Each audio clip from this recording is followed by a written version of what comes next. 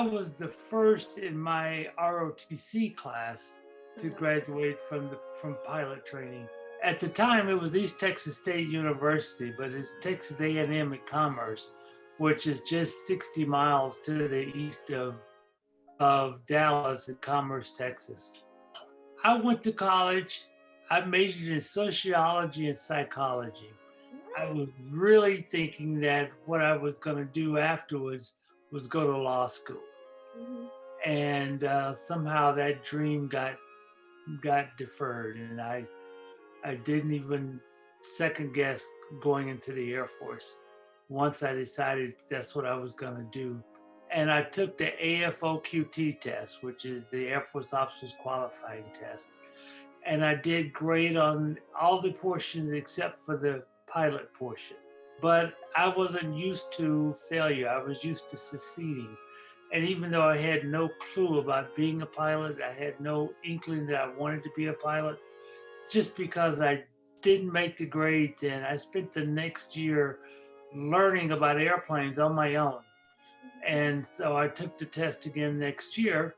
And because I knew something about airplanes by then, um, I did well on the test. Failure has always been good to me, believe it or not. When I was in the Air Force and out in Sacramento for my first real assignment after pilot training, the night before my initial check ride in the airplane, which was a 737, but it was the Air Force's T-43, I was playing squadron football Yeah. and I got clipped and I hurt my knee. And so I didn't get a chance to take my check ride. But worst of all, I got behind my class. So the other guys in my class were flying and they were building time towards being an aircraft commander. And I was sitting around. Well, the good thing about me sitting around is that instead of sitting around the bachelor officers' quarters, I went to the squadron commander and said, "Hey, is there anything I could do? I don't want to sit around and watch soap operas until my knee gets better." And they said, "Well, you know what? We don't really have any job for you, but go down to the scheduling office and see what they can do to use you." And I went down to scheduling and I learned how to be a scheduler. And I actually created a new position because then all the schedulers were captains. I was a second lieutenant. But then afterwards, they said, "Well, you know what? It's kind of nice having somebody here to help out and do the job." And so I got a chance to be in the office, even though I was on crutches, I was still there every day. I got a chance to know people, and people got a chance to know me and see how I was willing to work. And after I finally did come back to fly, I was so busy trying to catch up with my class, I was determined that I was going to upgrade to aircraft commander when they did, that I would fly everything and anything I could get my hands on holidays, um, when nobody else wanted to fly, I was volunteering to fly because that was extra flying time. The most important thing for me was to get every hour I could get. And there again, I mean, they took that as me being a hard charger, but I was just really focused on catching my class. That's And I amazing. did. I caught them and I upgraded with them. So failure, like I said, has been actually good to me Yeah. because it makes me focus and work hard. Yeah. I was Southwest Airlines' first black pilot, and I was also the first black chief pilot of any major airline. I was the one African American pilot. Only one. Wow. Only Yes, that made me easy to spot. one. But you know what? The pilots and the employees at Southwest were very friendly, very accommodating to me. The good thing was I had flown with a bunch of them when I was in Sacramento flying the T-43 in the Air Force. My whole squadron basically had come down to Southwest.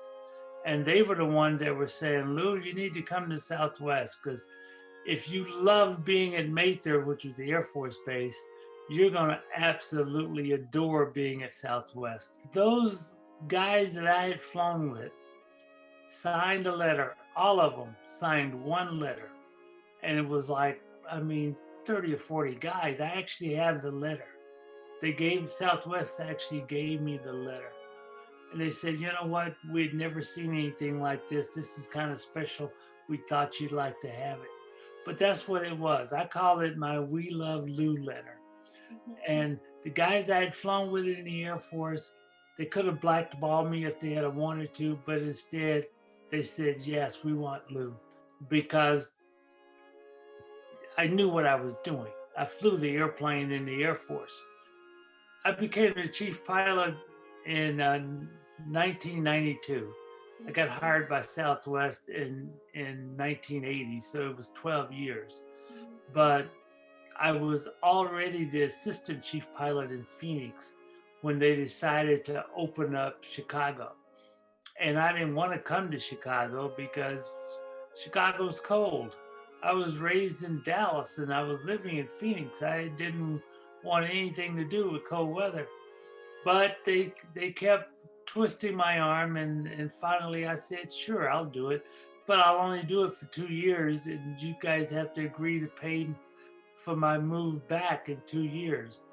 And I never moved back. I got so ensconced in Chicago and so busy being a part of the atmosphere in Chicago at Midway that I loved my job. I loved every minute of my job. And I kept telling people as soon as I get my desk cleared off, I'm going back to Phoenix. But I never cleared off the desk. It was the only airline I ever worked for. That's amazing. So, most people say you're not really an airline pilot till you have a couple of three uniforms, different uniforms in your closet. So I was fortunate. I found one and it worked out for me. And I don't regret a single day of being at Southwest Airlines. I don't. No? I loved it. I loved every minute of the flight time that I got, but I realized that I was fortunate to have such a long career that it was time for me to step aside and let somebody else have my seat. My advice would be first of all, find something that you love and really want to do, whatever it is. I mean, if you really want to be a pilot, well, then do that. And then if it is being a pilot, well, then you have to find the right company. Each company has its own culture. So you need to find the company whose culture fits you. And that's what I did at Southwest. I found the perfect culture that was perfectly good for me. If you have a dream, don't be afraid to follow it, and don't be afraid to be the first doing something. Whether you're the first in your family, or the first of your race or gender, or whatever, don't be afraid to accept a challenge. A Mhm. challenge is just something you haven't done yet. Always listen and analyze. What does this mean to me? Pay attention and listen. Always keep your ear open and be ready for opportunities.